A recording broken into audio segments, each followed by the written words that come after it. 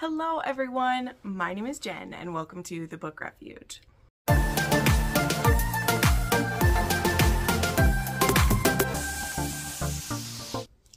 Hi everybody, welcome to another recommendations video, and today we're going to be doing 5 random recommendations. It is the week of the holiday.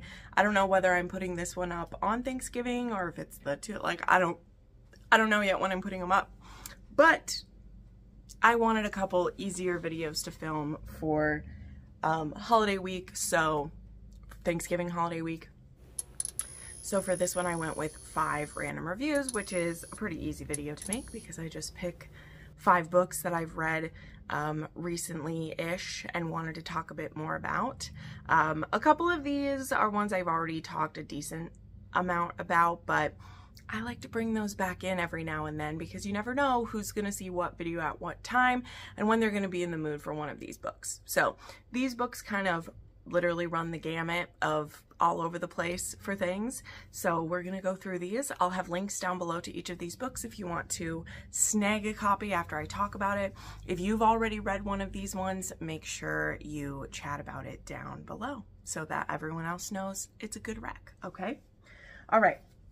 First up, I wanted to show off again this beautiful copy of this book that I had. So I have From Here to Eternity by A.L. Jackson, and this is actually the first book in a spin-off series from her. So this one spins off from Redemption Hills, which Redemption Hills was her series she did before Time River, and this one is about I believe the Sinners is the name of the biker group in here, but they're a very special biker group. I'll just say that.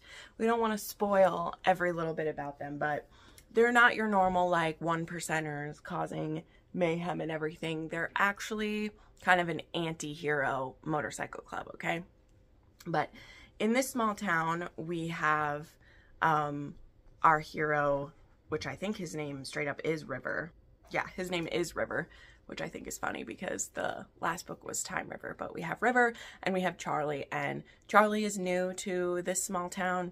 She is working at a hospital in the beginning of this, and then we have River, who is a single dad to an adorable little boy. He's actually an adopted father to this little boy, and again, we know there's this motorcycle club that he works with that he's kind of the leader of, but we don't fully know who he is or what he does when we start off. And Charlie is someone who's completely on her own. It's clear she's kind of a woman on the run, but we also don't know her complete history. And as she is getting comfortable in this small town, she starts to get drawn into relationships, both with River and River's sister, and there is a suspense element as well as we go along. And we start to learn more about both River's past and Charlie's past and how they might connect in ways that they just could never imagine it, okay?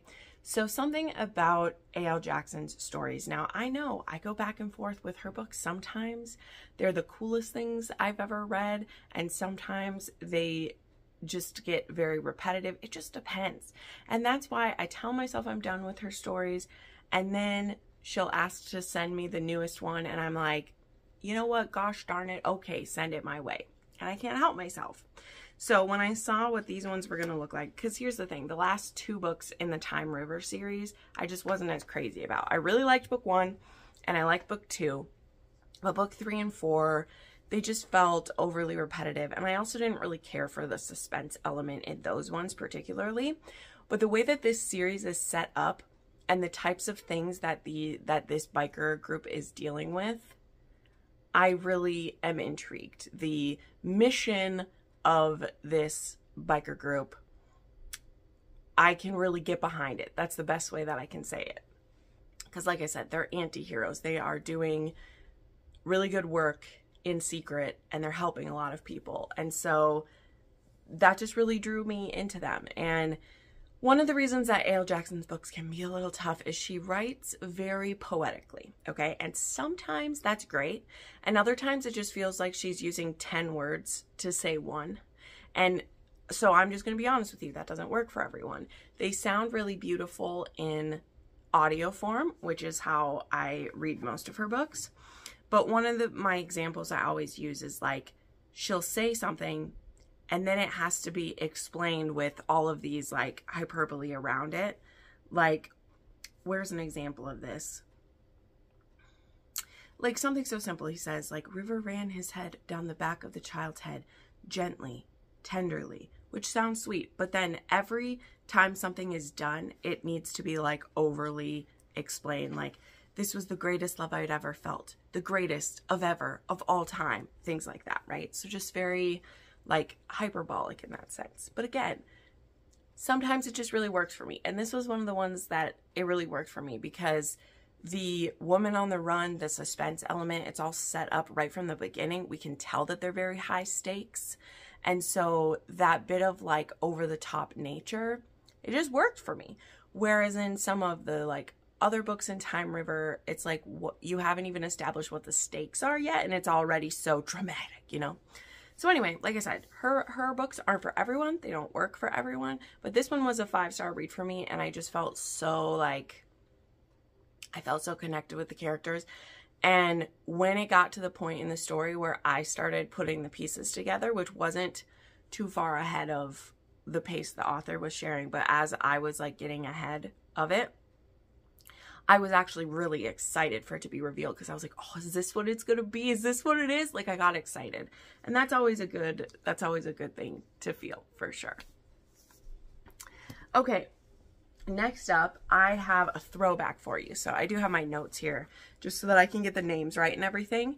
But recently I just reread a book for a patron.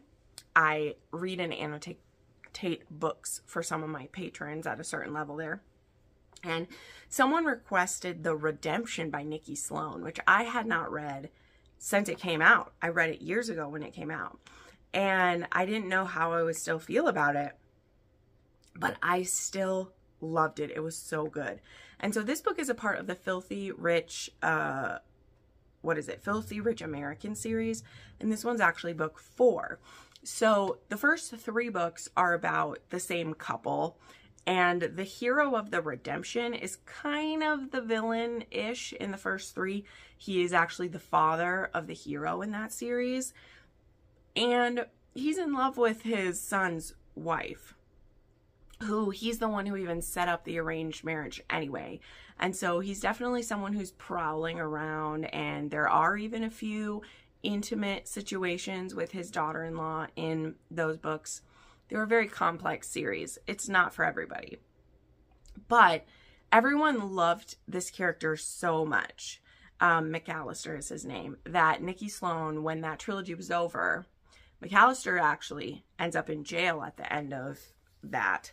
Everyone loved him so much that they actually disliked the hero of the trilogy because they loved this daddy figure so much.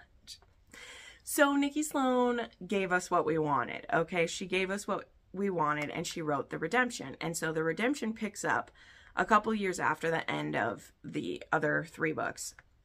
And he's just getting out of prison, and now he's trying to, you know, restore his family name and get back on top of everything. And so he needs a bit of a character redemption, at least in the eyes of the press and in the eyes of the world. And so there's this wonderful woman, her name is Sophia, who she actually like puts herself in his way. She wants to work for McAllister because there's something that she needs from him. And so at first he's very resistant. This girl comes on really strong, and she like kind of muscles her way into working for him. And they're also extremely attracted to each other. And he's like, I do not need to be extremely attracted to a woman right now. I need to get myself on track with everything. But they can't resist each other. So soon enough, she's working for him, helping him with his reputation.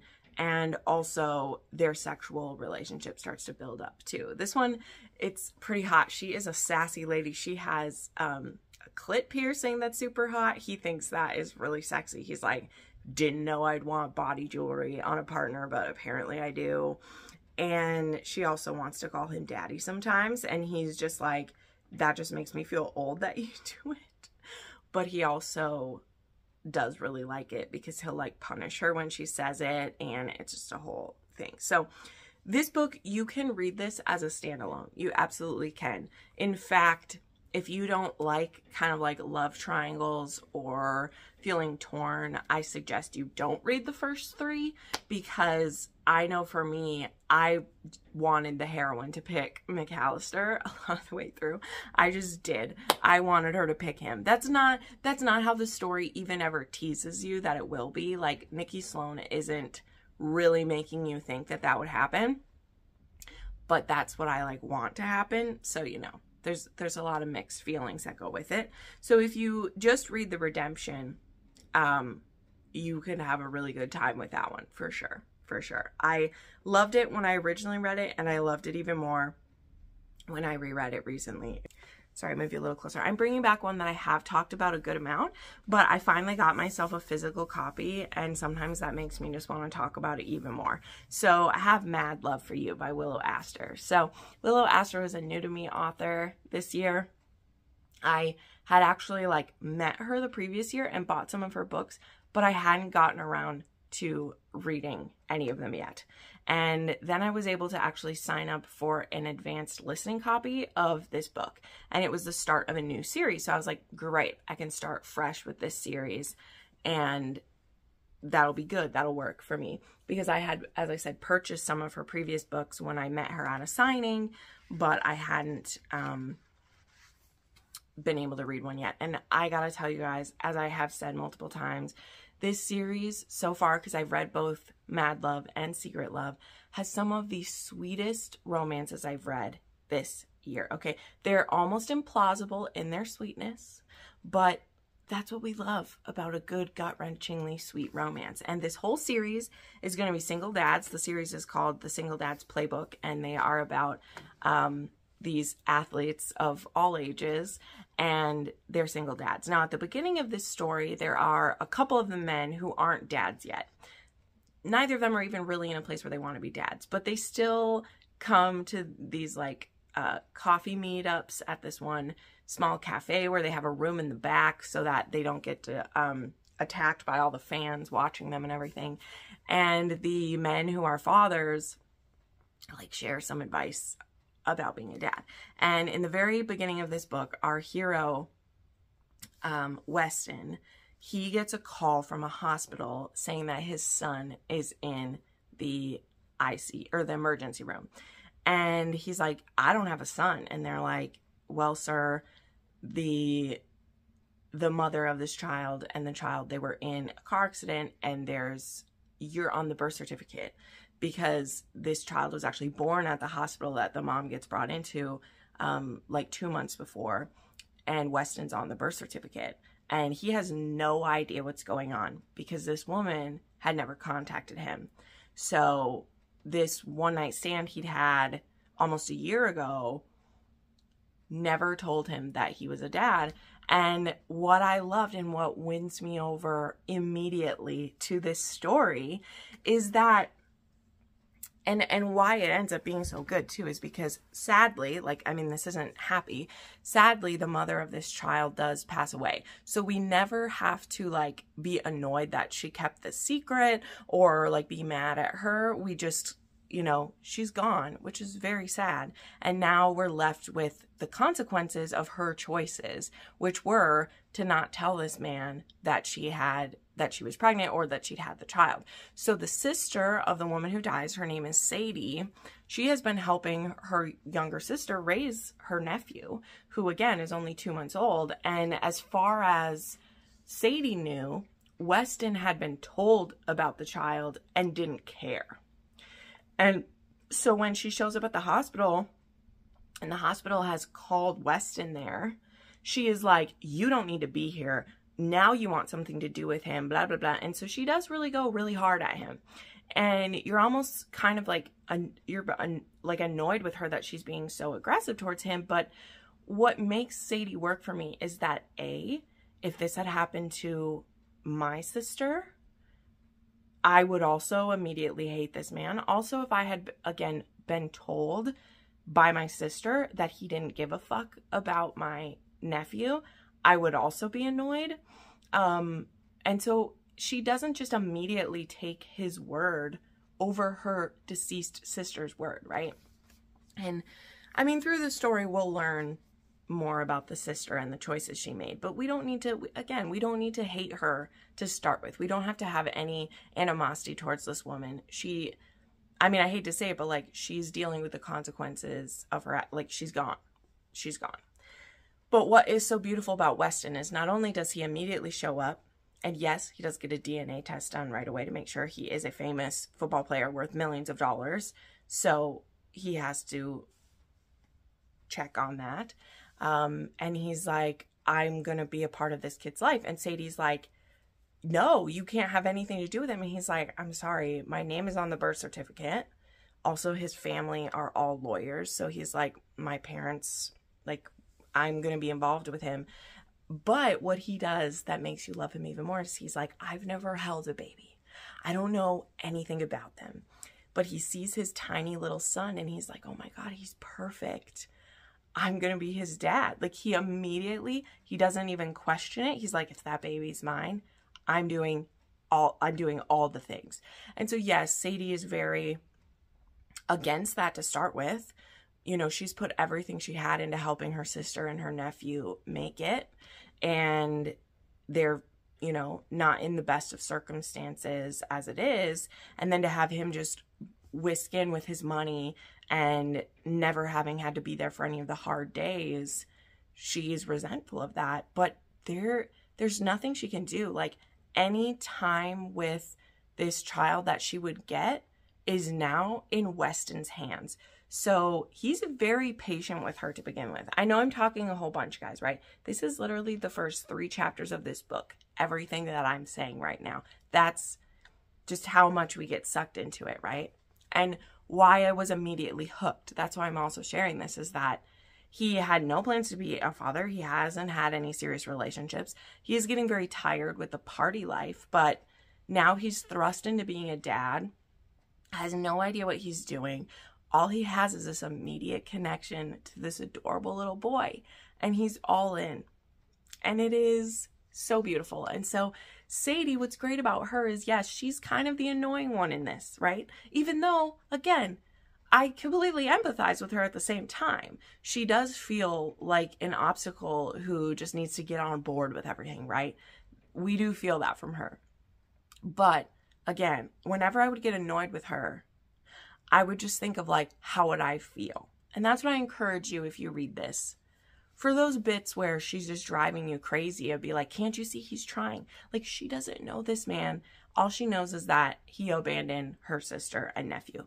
That's the knowledge that she has. So anyway, that is why I adore this book so much, because Weston is a wonderful human and Sadie is a wonderful human. Like, her journey in this is beautiful. Both of their journey is beautiful. And, you know, oh, the final bit is the reason why, like, things become so close is that he asks her to move in and basically be like an aunt / nanny, like, to Caleb, the baby, because Weston isn't in, like, it's off season right now, but eventually he's going to be back to work, and he wants her to still be in his kid's life. He wants the grandparents to still be in the kid's life. He has no desire to take them away from him, but also, like, he's the dad.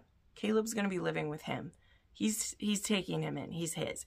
But they can be just as a part of his life as anything else. And so he invites Sadie to move in and help him. And I just love it, because his logical thing is he's like, I don't know anything that I'm doing. He's like, I just know that that's my kid and I'm not walking away, and I have the financial stability to give him everything he could ever desire, but I don't know what I'm doing. And I love that he is so humble about that, and that he is so, you know, again, even though Sadie, like, is really picking at him in the beginning of this. Like, as I said, you're like, girl, you don't understand. He could make this ugly for you. Like, what are you doing, right? But that's just coming from a place of grief and hurt and loss. So, but he won me over in those 3 things that he did. Like, 1, he immediately shows up and falls in love with this kid. 2, he is all in and ready to be a dad the moment he finds out. And 3, he continually tries to draw Sadie in and doesn't cut her off even when she is really like spewing some hate at him to start. So adore this book. The romance, of course, will build while they're living together, and it's just so precious. Like, this relationship, we protect it at all costs. And the thing I say, though, is that those are very low angst books. Both books so far I've read in this series are very low angst, and I like that. I like that a lot.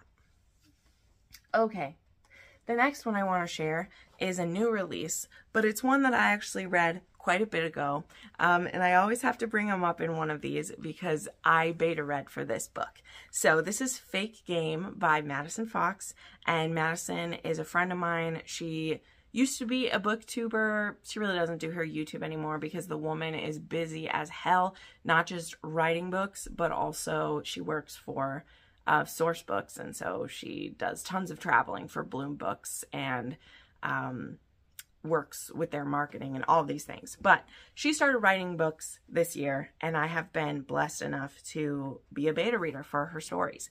And this one is the 3rd and last book in the Systems trilogy, which is actually a gamer series, which is so outside of my realm of knowledge. But we have found that in our like relationship of me beta reading and us discussing books together,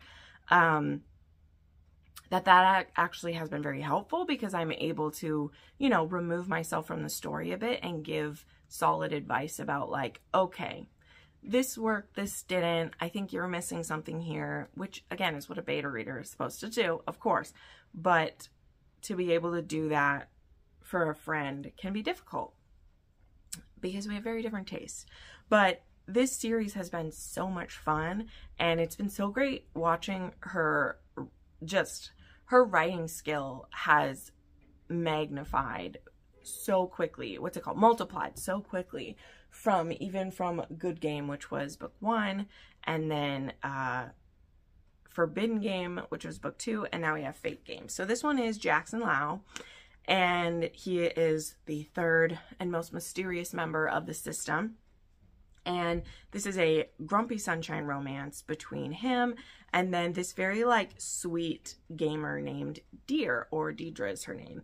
And she does kind of more like, now I'm not into any, as I said, I'm not into gaming, but she does a lot more of the like sweet, like homey games, like the dating games and the, you know, the version of like where you build a beautiful, like a Sims type stuff. And so she doesn't do a ton of the like hardcore gaming. But she is friends with the system and they're like colleagues as well. So sometimes they all like game together and do group streams together, which is great. And she has a stalker in the beginning of this. And actually in a very early chapter, she gets swatted while she's playing a game. And it is very traumatizing, right? If you don't know what swatted is, I mean, I do know, again, not because I play games, but I'm just aware of certain parts of internet culture. I see things. And swatted is when someone knows your location and they call in like a bomb threat or say that you're going to hurt yourself. And so you literally get like the SWAT team breaks into your home and they point their guns at you and they take you down until they figure out the situation, right? So there are certain things that when they get called in, someone is gonna come, no matter if it's smart or not, right? They will not shoot first necessarily, but though that has happened, because, you know, think about it, if they come up and they hear, like, let's say you're playing a game and there's like gunshots on it, they are all amped up, ready to rescue or stop someone. Anyway, we don't need to go into the whole thing. If you look up what swatting is, you'll see. But this happens to Deer. And so this stalker has taken things to a really dangerous level. And so Deer basically gets like moved into his penthouse to help keep him safe. They have a very secure place for him to stay. And then also she offers to be his fake girlfriend then to get his family off his back, because he has very traditional Asian family and they're trying to set him up with these women and everything. And it's just not working too well. Because he's not interested in that. And so they end up fake dating a little bit. But it's just very sweet, and as the threats towards her start to escalate, he gets more and more protective and possessive of her. And there is a tiny, teeny little fun of Jackson is actually a rigger as well. If you don't know, that is someone who likes shirabi and using bondage and ropes and stuff. So there's just a little hint of that in here as well. So I just really enjoyed this. As people will probably ask, you could read this as a standalone if you want, but the series, of course, is like served best if you read them in a row. But again, this is my favorite one, and I really enjoyed the second one. The first one wasn't my fave. It isn't a story that's my favorite tropes in that one, but books 2 and 3 I really liked. And you can definitely read this as a standalone if you want to, right? You can, but otherwise, binge them away, binge them away. All right, now this next and last one I have to share is a throwback, and I'm actually currently rereading this book. And when I was going to make these 5 random reviews, I was like, you know what? I haven't talked about this book in a long time. And since I was rereading it, I was remembering how much I liked it. So I thought it was a good time. So this is Wild by Adrienne Wilder, and this is an MM survival romance, okay? So we have Keegan, who lives in nowhere, Alaska. He literally like doesn't even have a home out there. He camps and takes care of himself, and he has very few people that he's connected with or speaks to at all. He is literally a wild man who is surviving in the wilderness, particularly because he is hiding from the cartel. He pissed off a very high member of the cartel who would kill him if he could get a hold of him. And so really the only way is to literally be off grid. So he's living and making it day by day out there. So then we have August, who he is a model and a bit of a, like, his career isn't anything super special, but he's a minor celebrity. And he is in this small plane who is, where are they going to? I can't remember, but there's somewhere he's supposed to go for business. And the small plane that they're on has an accident when they're flying over Alaska. And August is literally like, has a broken leg, and he is extremely injured. And Keegan happens to see the plane go down, and he makes it there before the bears and the wolves get to August. Now, again, August is in really bad shape with his broken leg. And, you know, he also, like, he loses some toes right off the bat. Like, that is, well, really tough. He has to have some toes amputated. And Keegan, sorry, I messed up their names. There is a cabin that a doctor owns out there that sometimes Keegan will stay in when it's like the really worst of the weather. But this doctor really only stays there during the nicer months, and he will let Keegan stay there, and in exchange Keegan will like bring him like meats and pelts and things that he catches. So he is able to get August back to this home, but now they're stuck there because it is kind of some of the worst of the winter is coming. And they're many miles away from civilization. No one, even if they could call, would be able to like get to them easily. And they're going to have to wait until it gets nicer. And the other thing is, Keegan doesn't want anyone to know where he is because he has secrets, as we said, that he's keeping and people he's trying to hide from. And the fewer people that know he's there, the better. And a part of it too is Keegan becomes a bit fascinated with this beautiful man that he's pulled out of a plane. And so maybe he has a bit of an ulterior motive for not wanting to call for help too soon. So this is just so intense. I forgot how tough the beginning of this book was, but I'm so glad I'm revisiting it because I mean, I love survival stories and snowed in stories, so definitely recommend this one to you for sure. So there you go. Those are 5 random reviews I have for you. I'll have links to all these books down below. If you've read any of them, make sure you shout out about them in the comments. Leave me some snowflake emojis if you make it all the way to the end. So thank you so much for watching, my friends, and we'll see you next time. Bye.